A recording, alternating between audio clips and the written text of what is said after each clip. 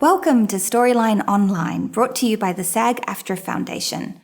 I'm Melanie Linsky, and today I'm going to read Memoirs of a Hamster, written by Devon Skillion and illustrated by Tim Bowers.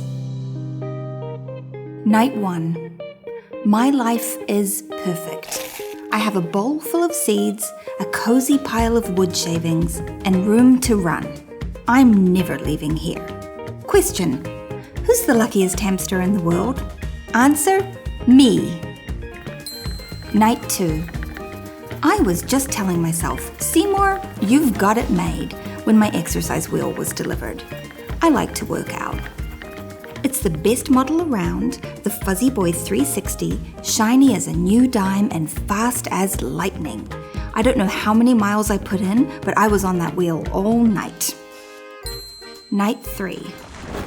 It took me a while to get the hang of my new water bottle, but it's great. It's important too. A hamster has to stay hydrated. Back to my wheel. I've got another hour to put in before daylight.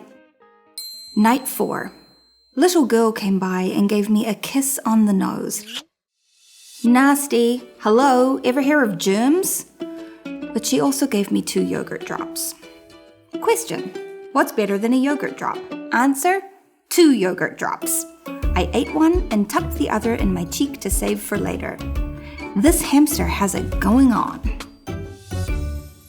Night 5. I was just climbing onto my wheel tonight when Pearl the cat came by. You know, she said, you run for miles every night, but you never leave that cage. What's it all for? I don't know, I said. It's what hamsters do. What a complete waste of time, she said. Have fun in your cage. I'm going to the sunroom. Sunroom? What's a sunroom? Night 6. Little girl woke me up to clean my cage today. She kissed me on the nose again. Bath. She needs to knock that off.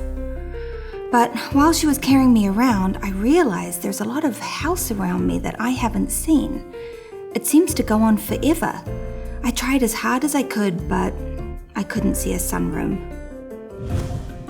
Little girl gave me a yogurt drop, and I completely forgot about the sunroom.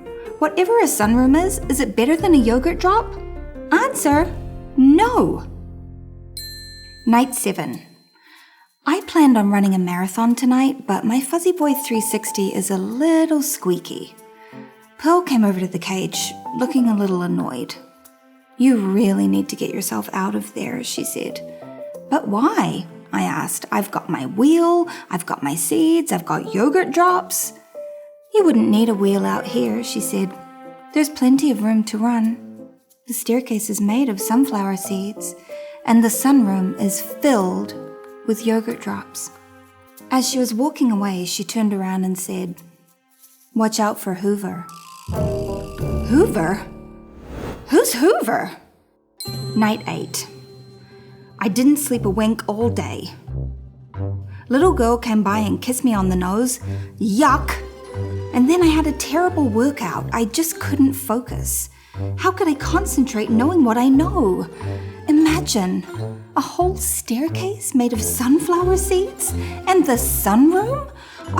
Don't I deserve to be in the sunroom? Buck the dog came by to give my cage a sniff, and I said, Buck, do you like the sunroom? Big goofy Buck said, I love the sunroom. It's so sunny. And he trotted away. Night 9. No workout tonight. I spent the whole evening putting together a plan. I went over every square inch of my cage, and I think I've got it figured out. Operation Tasty Treat is set for tomorrow night. Hello, staircase. Hello, sunroom. Night 10. Good old Seymour is one smart hamster. My escape went like clockwork. I moved the seed dish, then I was able to muscle the Fuzzy Boy to the front of the cage. I had a little trouble climbing the outside of the wheel. It kept spinning and I wasn't getting anywhere. But sweet Pearl suggested I jam a sunflower seed at the side of the wheel, and it worked. After that, it was easy. I shimmied up the wheel and popped the lid right off. Question: Who's going to eat every yogurt drop in the sunroom? Answer, me. Night 11.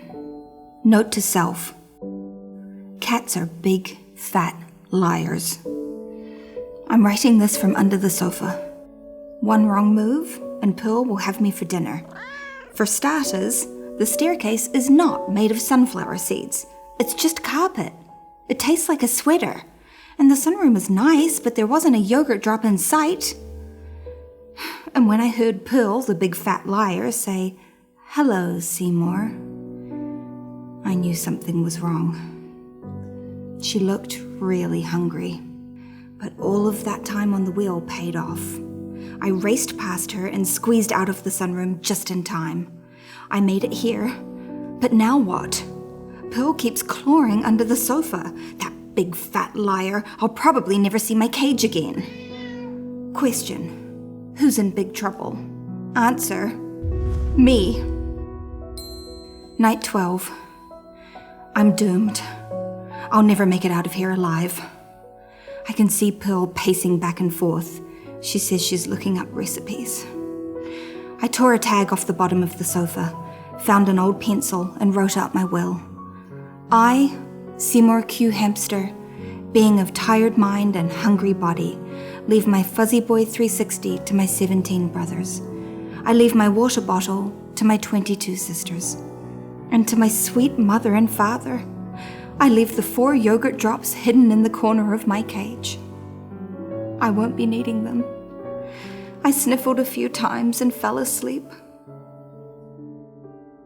Goodbye, friends. I love you all. Night 13. So hungry and tired I could barely move. I heard Pearl purring the way she does when she sleeps. It was my only chance.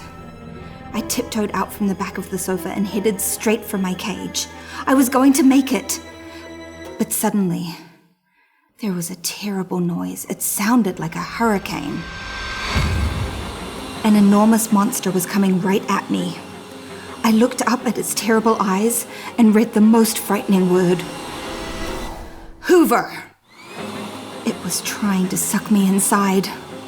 Buck heard the commotion and started barking like crazy. That woke up Pearl, the big fat liar, who hissed, "He's mine!" and started racing right toward me. Hoover had me by the tail, Pearl was swiping at me with her claws, and Buck was howling like mad. I was a goner. I closed my eyes and waited for it to be over. And then came the sweetest thing I've ever heard. Seymour! It was suddenly very quiet. Hoover, Pearl, and Buck stopped in their tracks. And one surprised but happy little girl got to me first. She kissed me on the nose, a lovely, beautiful, sweet kiss. And I kissed her right back. Twice. Night 14. My life is perfect. I have a bowl full of seeds, a cozy pile of wood shavings, and room to run. I'm never leaving here. Question. Who's the luckiest hamster in the world? Answer. Me.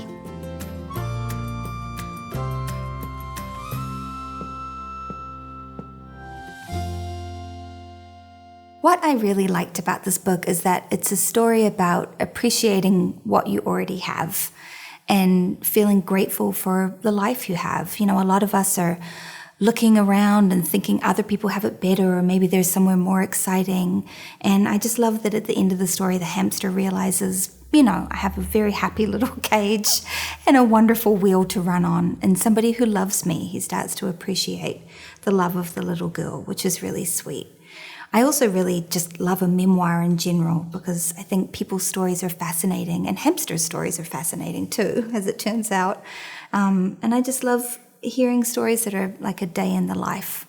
And so this book was kind of perfect. Thank you for watching Storyline Online. Make sure to check out all of our stories. Keep watching and keep reading.